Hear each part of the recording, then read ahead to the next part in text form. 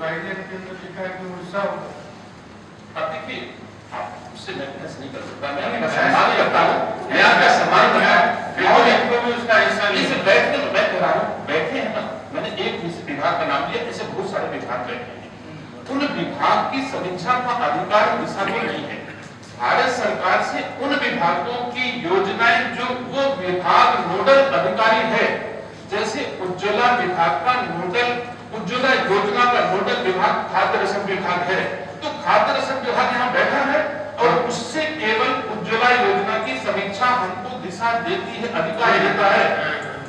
ऐसा करेंगे हम लोग ये आप देखिए, अनारक्षित आप कुछ भी कर सकते हो, पारंपरिक रूप से कुछ भी कर सकते हो, बैठे हो, हम भी जनप्रतिनिधि, आप भी जनप्रतिनिधि हो, अगले विषय अध्यक्ष की अनुमति से ला करके और उन विषयों पर निगरानी करो, अनुश्रवण करो, लेकिन वो दिशा के इस प्रपत्र का हिस्सा नहीं हो सकता है।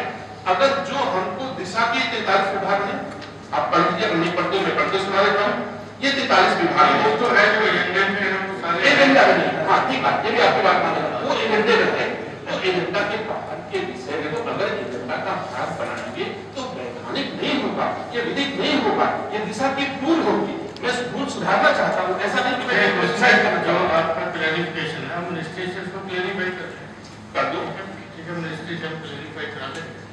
अगर मतलब ये नहीं है तो फिर नगरपालिका नहीं, आप देखिए 43 योजनाएं हैं, और इसको बहुत क्लियर हो जाना चाहिए। किसी भी विभाग की हम समीक्षा करने का मुझे अधिकार नहीं है। विभाग के द्वारा संचालित योजनाओं के क्रियान्वयन का अधिकार है, अनुश्रवण का अधिकार है। हमको भी, आप सबको, पूरी दिशा के माननीय सदस्यों का अधिकार है, लेकिन किसी विभाग के, जैसे मान लो अभी खाद्य रसद विभाग खड़ा होगा तो हम लोग कहने लगते हैं कि साहब कोटेदार का बताओ क्या हाल है, और फिर वो दिशा की बैठक का हिस्सा कोटेदार भी बन जाता है, तो ये तो अवैधानिक है कि नहीं है? आप मुझे बताइए। आप उज्ज्वला योजना के क्रियान्वयन का भाग इस कागज पे होना चाहिए, लेकिन कोटेदार का भाग ये नहीं हो सकता है किसी दशा में। नियम साहब आप हमको एक वो कर दीजिए, फिर हम लोग इसको मैं रोकता नहीं हूँ, अगर आप कार्रवाई करना से इसमें पूरी क्लैरिटी, सॉरी, मैं रोकता नहीं हूँ, अगर आप करना चाहते हो करो, लेकिन मैं विवेकहीन नहीं हूँ, मैं समझदार हूँ, इसलिए इस बात को कहता हूँ कि ये आज की कार्रवाई का हिस्सा पहला बिंदु नहीं हो सकता है इस दशा में, लेकिन फिर भी करना चाहो सहमति से तो करो, नहीं कोई प्रॉब्लम नहीं। ऐसा है कि ये जनहित से जुड़ा हुआ मुद्दा है, ठीक है ना? जनहित से जुड़ा मुद्दा लोकसभा और विधानसभा का हिस्सा नहीं हो सकता।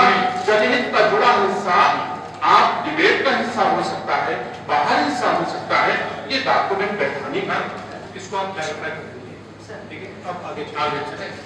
इस खबर पर अपनी राय हमारे कमेंट बॉक्स में जरूर दें।